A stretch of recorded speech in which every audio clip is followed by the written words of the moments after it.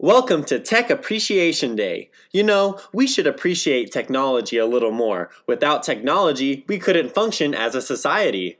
And without us, none of your machines could be powered. Who said that? Where are you? We're all around you. In the city lights, in your cars, even in the air. What are you? We're electricity. I'm Electrolyte, and I think you need to give credit where credit is due, Mr. Narrator. We're gonna show you how we run the world. First off, electricity is the movement of negatively charged particles called electrons. That's us. Because we are negatively charged, we are attracted to positively charged particles called protons. When we jump from proton to proton, our movement creates an electrical current. If electric currents are anything like lightning strikes, they must be pretty powerful. I don't think anything can stop them. Well, that's where you're wrong, Mr. Narrator. Objects made of materials such as wood, rubber, and plastic restrict the flow of electricity. These are called insulators. However, objects like metal and water allow the flow of electricity to pass through easily. These are called conductors. I see. But how do we use electricity to power our everyday gadgets? I'm glad you asked, Mr. Narrator. Humans can harness our power by incorporating conductors and insulators into their technology in the form of electrical circuits.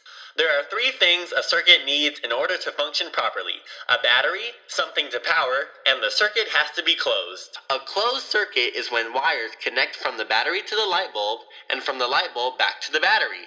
When the switch is flipped, it closes the circuit and the electrons are released from the battery.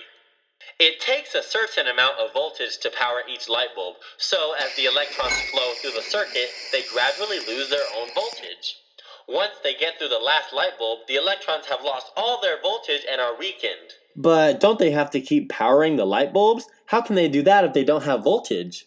The electrons keep flowing back to the battery where they get recharged with more voltage and are sent back into the circuit to continue the cycle. But eventually the battery will run out of voltage to give and die.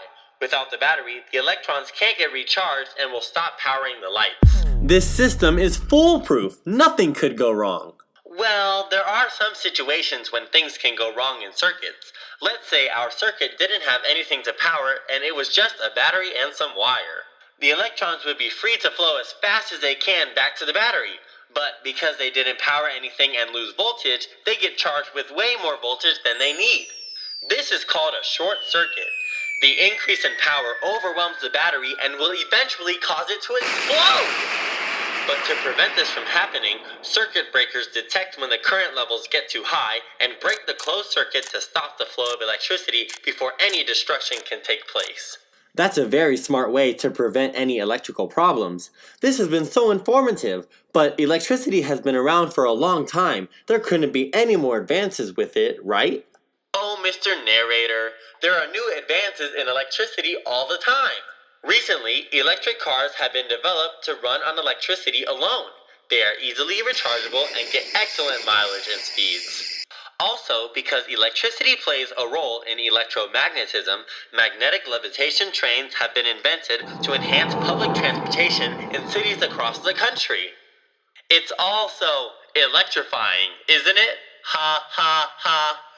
Well, Mr. Narrator, I'm feeling a little low on voltage. I think it's time I get back to my battery.